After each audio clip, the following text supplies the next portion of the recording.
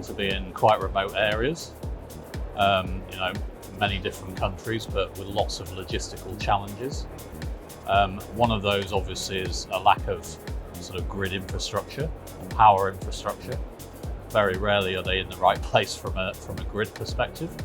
So what Aggreko does to address that is we deploy generator capability or power capability across generators and hybrid renewable solutions to get the best mix and the best solution for the mines, which often will depend on things like fuel availability, logistics for fuel, what the weather's like if it's renewables, and those things are quite a complicated mix depending on the location.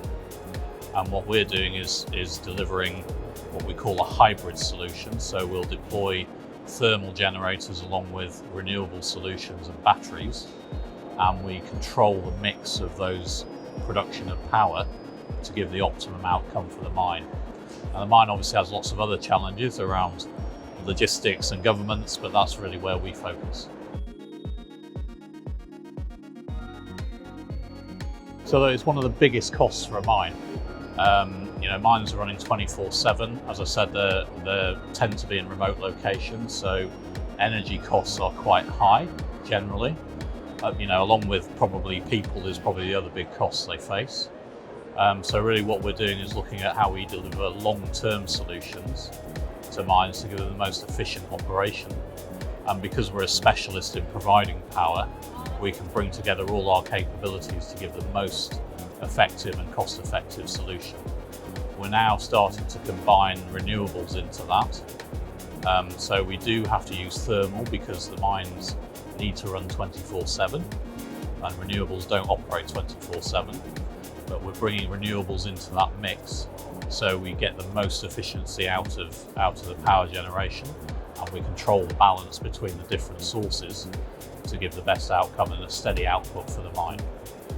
So that's a cost thing. Of course, there's also the environmental impact of, when we bring renewables in, reducing fuel use and reducing carbon emissions.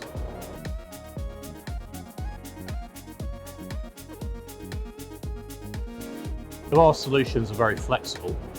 We have a whole range of capabilities, fuel types, sizes of generators, batteries, renewable deployments. So what we can do is provide the right solution at the right time. So if it's at the start of a mine when they're starting to build a camp, we can deploy temporary solutions. And then once the site is sort of ready to go into full production, we can deploy our longer term solutions. So a really good example of this is the recent deal we've done with the Resolute mine in Mali, the Syama mine.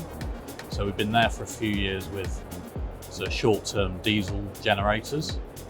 And now we're deploying a long-term, sort of 15-year contract for larger engines that provide much more efficiency. And we're combining that with batteries and solar in that case to give a really cost-effective solution for their 24/7 operations. And their mine is fully automated, so they're absolutely reliant on a reliable power supply. We take that problem away for them, we operate it, make sure it's available, and we're a strategic partner for them in that process.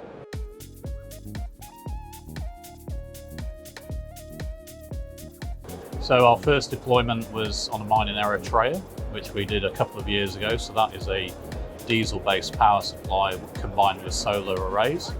And the solar basically reduces the cost of power generation. That's been running for about a year or so. Obviously the Resolute example I've mentioned.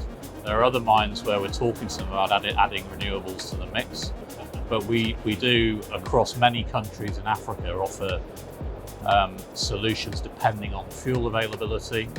So we've recently set up for a mine in Sudan. We're talking to a mine in Guinea.